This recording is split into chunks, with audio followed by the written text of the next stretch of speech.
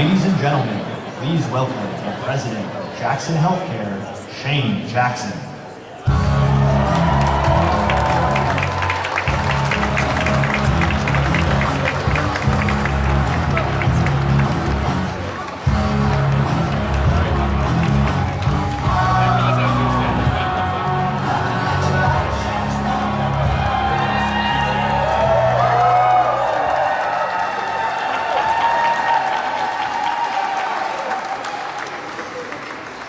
Thank you very much, Lee, for coming. Ask if you would join me by starting with the Pledge of Allegiance. I pledge allegiance to the flag of the United States of America, and to the republic which stands one nation under God, indivisible, with liberty and justice for all.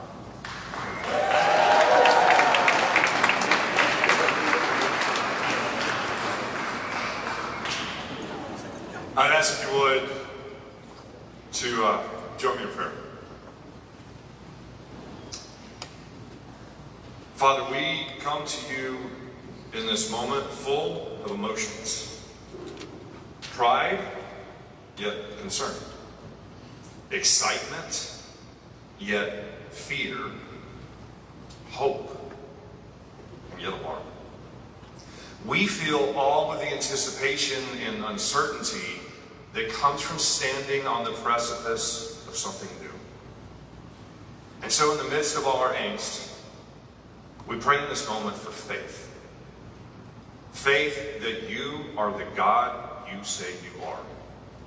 that you are good and that you are great, that you are in control and that you indeed work all things for the good of those you love.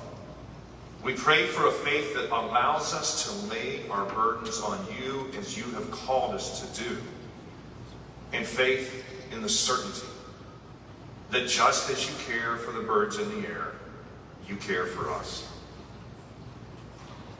Father, I pray for my dad.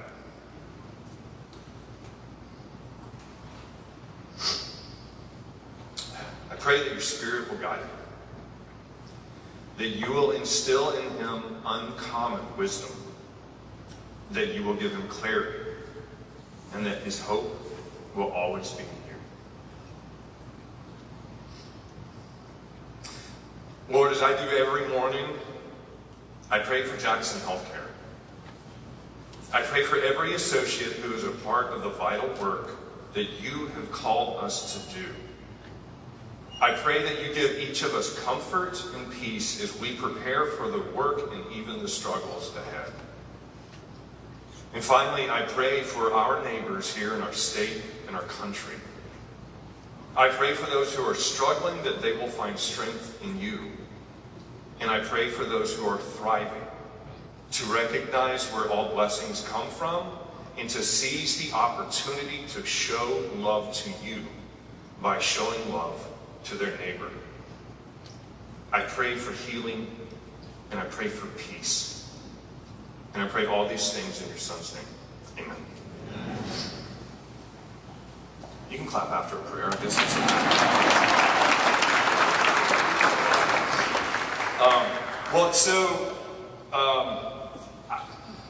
I just want to announce you, I just want to welcome you to the big announcement of who won our Halloween decorating contest. Oh, wait, that's a different announcement. Oh, sorry. You know, I was thinking about this a minute ago. They're calling this like an announcement event. There's no announcement. Everybody already knows. I'm not sure what we're announcing. I mean, there's signs everywhere. I should have asked this of the campaign guys before I came up. I've never been to one of these, so when he actually says the words are we supposed to act surprised? Oh, what an announcement! I didn't know. I don't know. Yeah, sorry. Well, I guess we'll just have to figure that out on our own in a moment. So it's been an interesting 24 hours. I don't know about for you. It certainly has been for me. A lot of texts, a lot of phone calls. I have been asked more than one time, is your dad crazy? And I will tell you the answer that I gave them. It's an unequivocal yes. And I know the press is here, and so that will probably be the only thing I'm quoted on. Not going to be happy with me. The headline tomorrow is "Candidate's son says he's crazy." So there you go. So I'm not part of the campaign.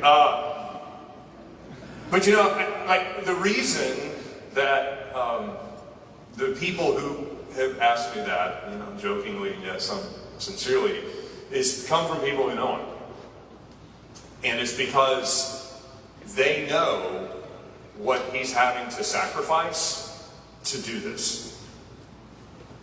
Maybe more of a sacrifice than anyone who's ever run for governor in our state has before.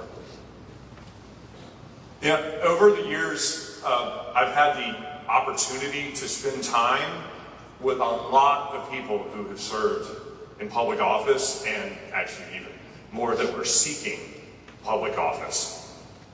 Some of these people are absolutely the finest that I've ever met. But unfortunately, that's not the majority. The majority are the type of person that I would never even consider hiring to work in our company. People who are clearly out for themselves and seeking the fame and fortune that can come from public notoriety and public power. These are the people who give politicians the dreadful reputation that they have, and have made even the word politician itself something akin to a vulgarity. These are the people who make us say, I just wish someone I respect would run for office. Over the years, I've gotten used to answering a lot of different questions about my dad. People come to me and they say, like, hey, that stuff about like others first and generosity and all that, I mean, that's not real, right? Like that's marketing talk or something. I want to tell you guys a story. And tell you something that not many people know. So almost 20 years ago, my dad made a decision that he was finished making money for himself. Now, not finished generating profits, but finished keeping those profits for himself.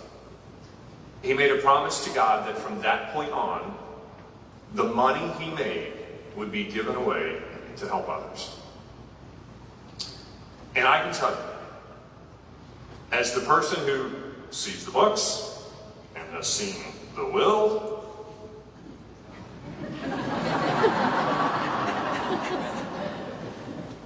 I can tell you that he has kept that promise. Over the next few months, everyone in Georgia will make a decision about which candidate's policies they prefer. And that's how it should be. It's how our democracy works. But I want to be clear about something. I believe there is no decision to be made about which candidate is the most genuine and the most trustworthy.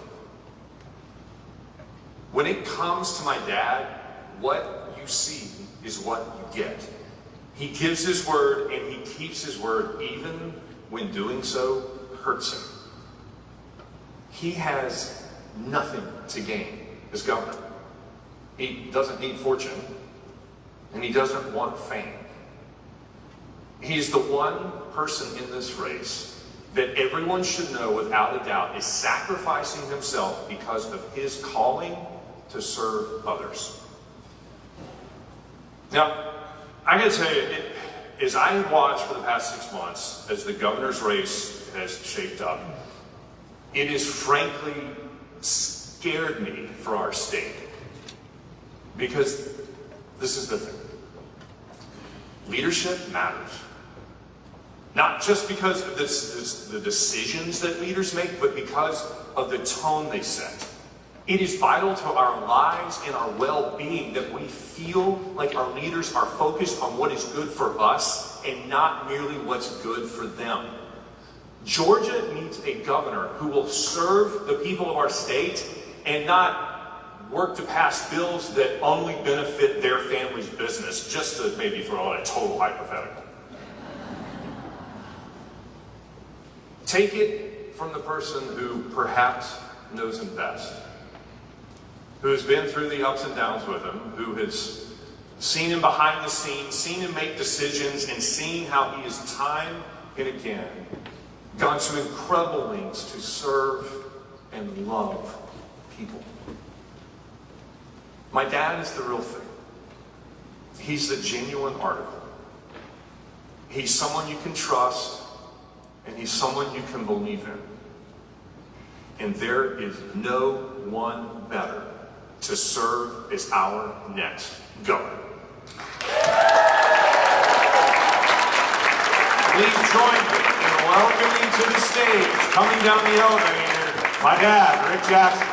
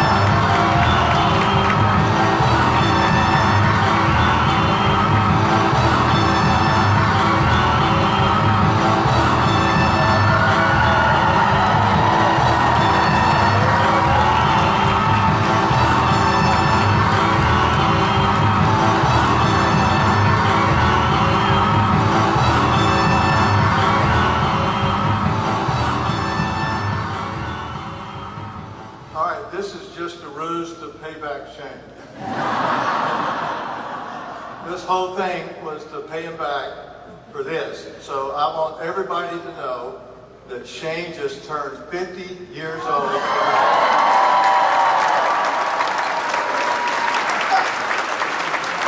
I take back everything nice I just said.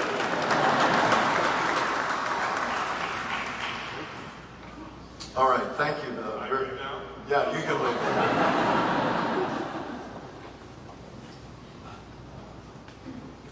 Thank you.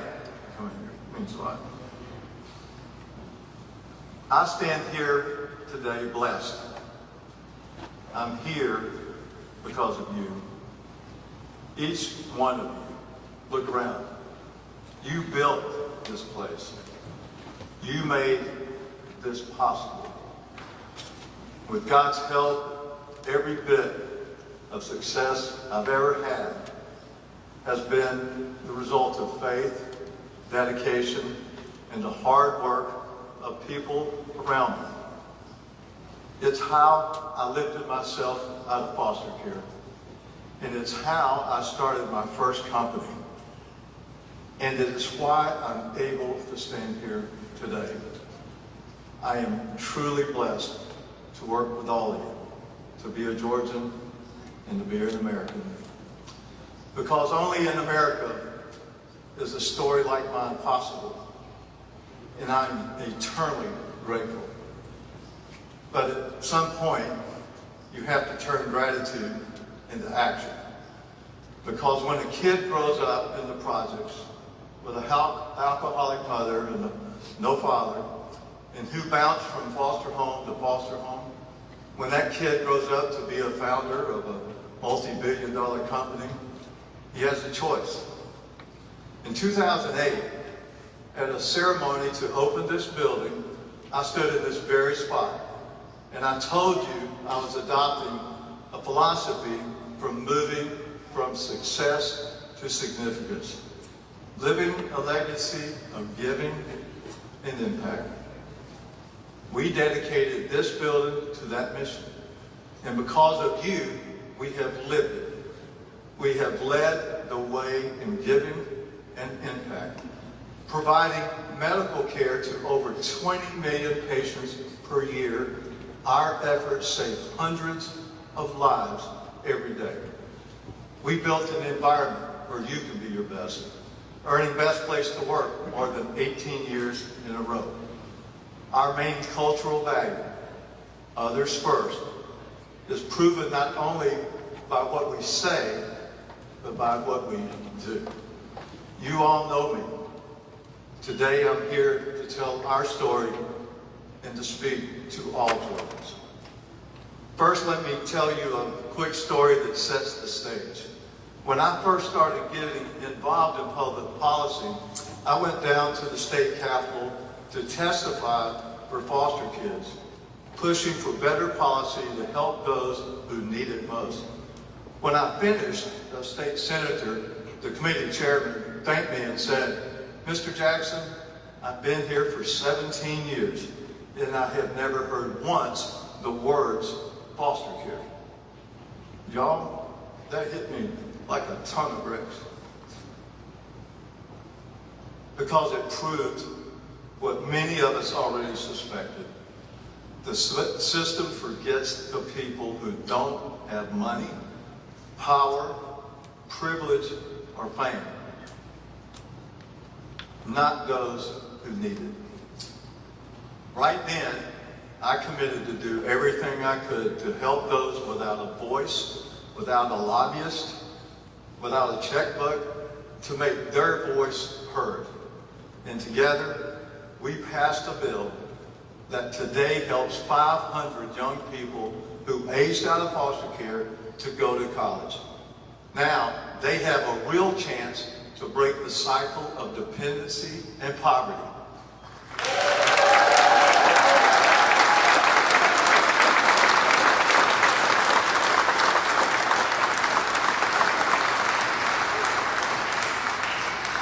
They can gain purpose and dignity by having the ability to secure a good job in the future. about helping them to achieve their American dream. And now I want to take that drive and passion to fight for all people and make it even more impactful for more than 11 million Georgians.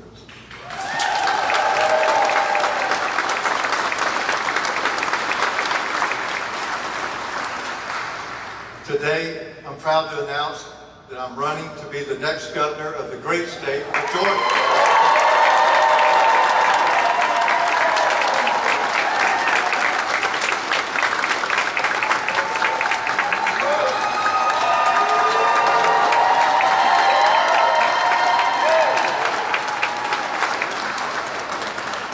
I never planned to do this, but Georgia is at a critical crossroads, and we need a conservative business leader to shake things up, not another career politician.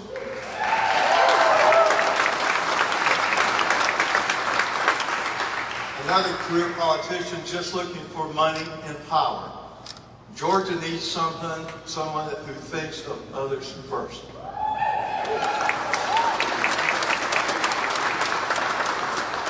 When I looked around the field of candidates, I saw something missing. Someone from the outside. Someone who has lived the struggles that most politicians only read about in briefing books. Someone who isn't beholden to the establishment. And I saw no one that has ever been a business leader.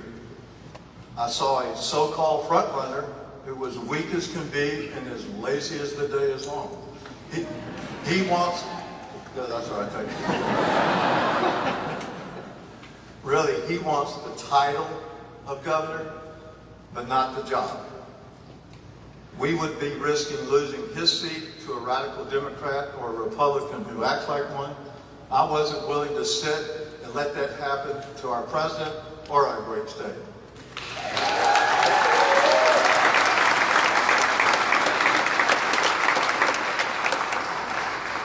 We've seen what happens when a true outsider steps into Washington and shakes the whole place up.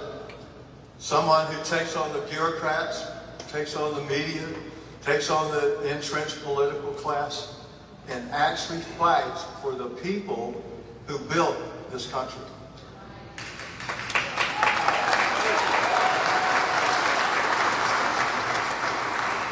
President Trump proved you don't have to come from the political class to make a real change.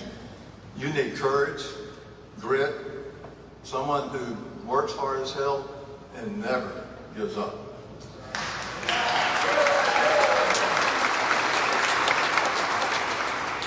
The establishment hated Trump because they couldn't control him. They'll hate me for the same reason, and I can't wait.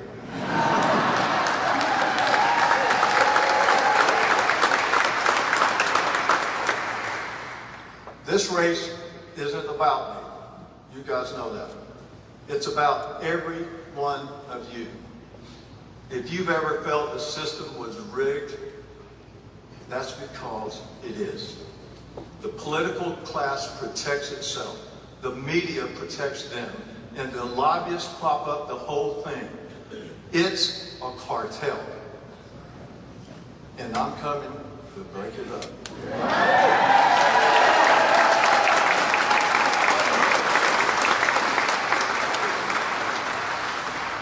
Make no mistake, Atlanta could be as big a swamp as Washington.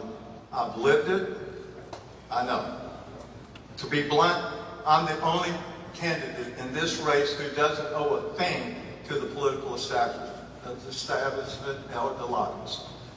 I don't care what the insiders want, how much they beg, or how much they give. I can't be bought.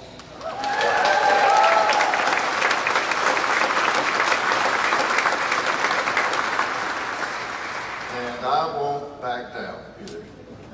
Not only do I not need their money, I'll spend whatever it takes to win this race. Take away their power, give it back where it belongs to the people of Georgia, especially the hardworking men and women who have been forgotten and left in the shadows for too long, just like I was.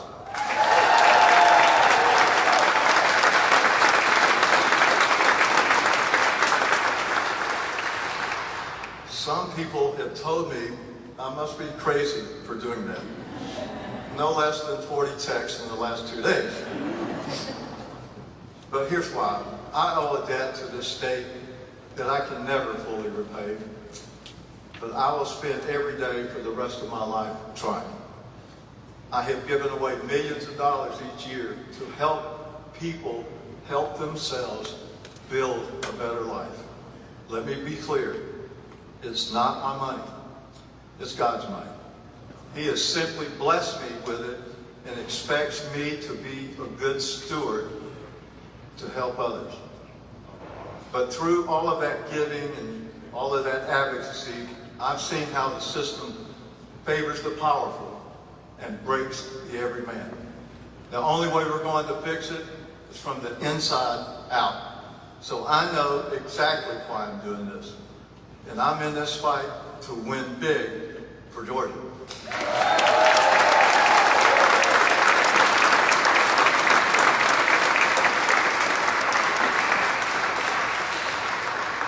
When you fought to eat like I have, fought to stay safe, fought to survive, you don't forget the people still fighting. My fight for Georgia starts with making Georgia more affordable. Georgia families are getting squeezed. Groceries cost more, rent costs more, health care costs more, and property taxes are completely out of control. A lot of politicians talk about affordability, but talk never paid a bill. To them, it's just a political bumper sticker to get elected. And they've been in office for years, and they've done nothing. They hold a press conference and hearings, and they write letters, appoint study committees. Meanwhile, Georgia families are getting further and further behind. I've lived with nothing. I know what it's like to make every dollar stretch, and I know how to build something from the ground up. As governor, my mission is simple. Make Georgia the most affordable state in America.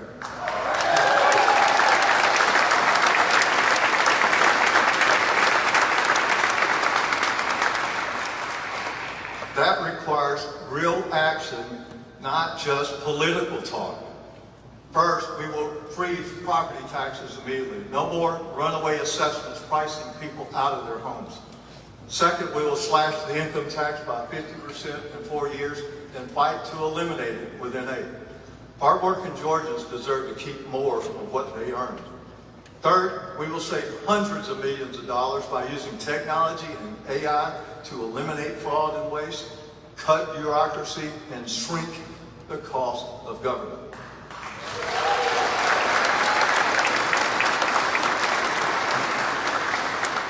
And fourth, we will freeze tuition, room, and board for colleges and vocational schools so our children can afford an education to have a chance at the American dream.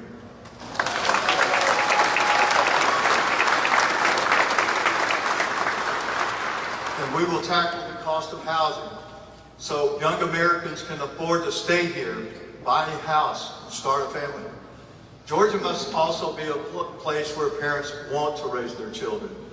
That's why all of this woke nonsense and the complete insanity that's happened across the country in the last few years, it ends in Georgia when I'm governor. If we can't teach Christianity in schools, we're not going to teach the religious woke ideology in school.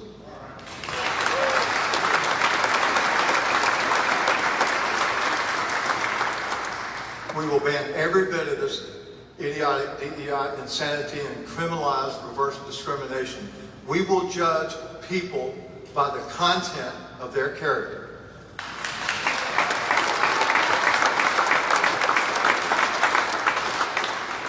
When I'm governor, we will restore common sense in the classroom.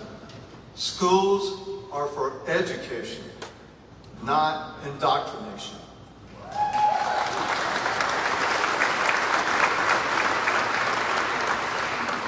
We will put parents firmly back in charge of their kids' education. We will strengthen the Parents' Bill of Rights, shut down the woke nonsense at its roots, and send a message from the Gold Dome. Government is not a parent. Parents are.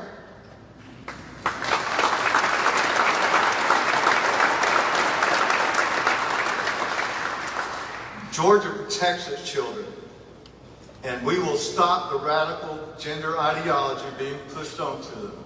Let me be clear. There are two genders, and they're God-given.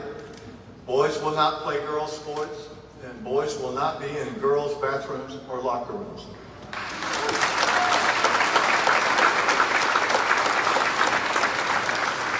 And any adult pushing gender transition procedures or ideology onto our kids, they won't just be stopped, they'll be held accountable under the law. Georgia tax dollars will never fund that nonsense, promote it, or encourage it, period. There will be no stronger defender of the Second Amendment, and no one who has the backs of our law enforcement more than me. I grew up in places where police were the only line between safety and danger. While some politicians attack our officers or tie their hands, I'll do the exact opposite. Officers deserve our respect. We will back our men and women in law enforcement 100%. This is not just a political bumper sticker for me. It was the way I was raised.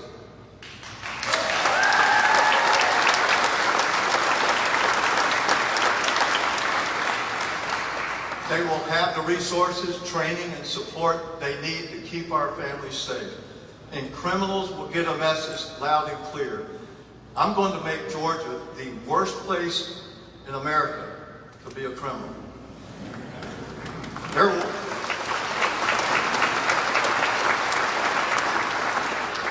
There will be no revolving door of justice, no soft on crime coddling, and no blaming society for violent offenders. Excusing criminal behavior because someone claims to be a victim is nonsense.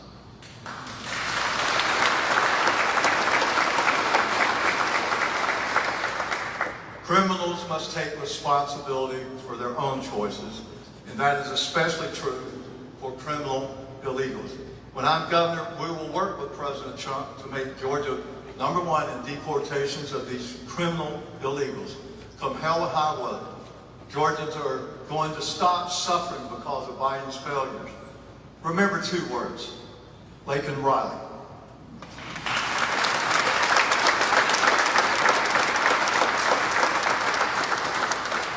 We are a state of laws, and we're going to enforce them and not apologize for them. I will also never apologize for my belief in the value of work. The radical left and their allies in the media call it cruel to have work requirements for public assistance. They're dead wrong. The real cruelty is trapping people in dependency and calling it compassion. Growing up, welfare kept me alive, literally. But it was temporary. We had more pride than being dependent on the government. For able-bodied Georgians, government assistance must come with one requirement. If you can work, you will work.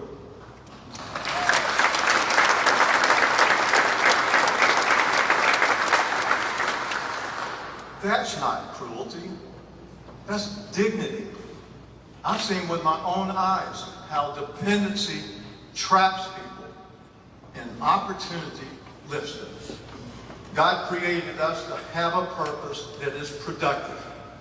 When I'm governor, if you're willing to work, you will find opportunity. But the free rides are over in Georgia.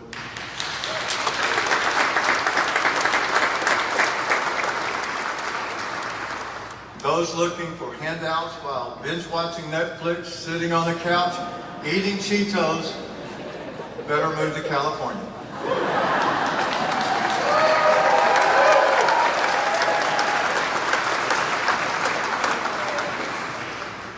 We will make Georgia the most affordable state in the nation where common sense, conservative values lead the way. This is the Georgia we're going to build, and the work starts today.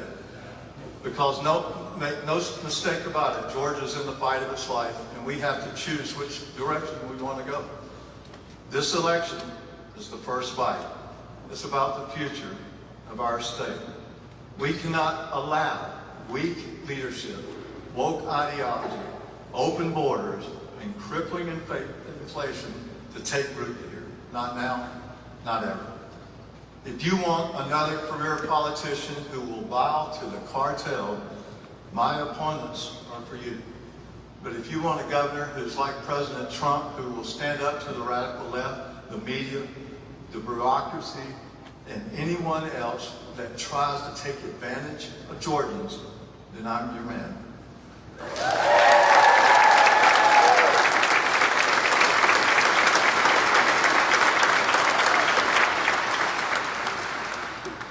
So before I close, I want to share something personal. A story I've carried with me all my life. When I was 12 years old, I had no father. My mother was an alcoholic and spent more nights hungry than I can remember. That year, I went into my first foster home. A year later, I moved into a children's home. At Christmas, all the kids went somewhere for Christmas to be with family, except me. I had nowhere to go. I had no family to go home to. That Christmas Eve, I was the only child left behind, and I cried myself to sleep. The next morning, Christmas morning, I woke up to find the envelope slipped under my door. It said, "Merry Christmas" from an anonymous donor. And inside was a crisp $100 bill. That was a lot of money back then. You have to remember, I had absolutely nothing and no one. But still, someone cared enough to give me a reason to believe that I mattered. The next day, when the other kids came back, I saw that some of them had no presents. So I spent the rest of my $100 and I bought them some radios. They needed hope just like I did. That moment stayed with me. It taught me that real leadership isn't about titles or power. It's not about who you know or what you can show. Real leadership is lifting people up, especially when no one's watching. Others first.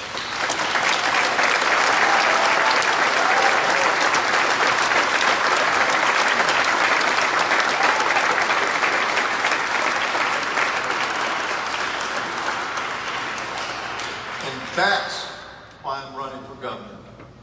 For the kids who feel forgotten. For the families who feel unseen.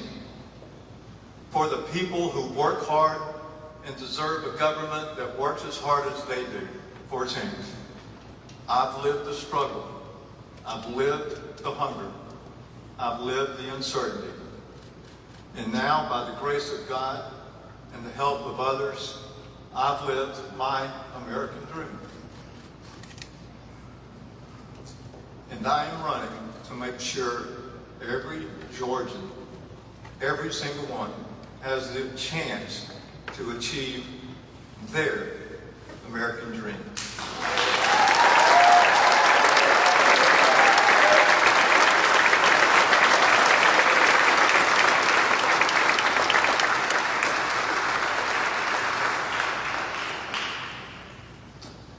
I want to thank each and every one of you for coming here today.